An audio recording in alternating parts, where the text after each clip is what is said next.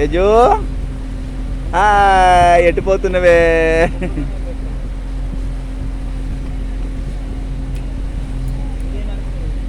మంచిగా పట్టుకున్నా జాగ్రత్త.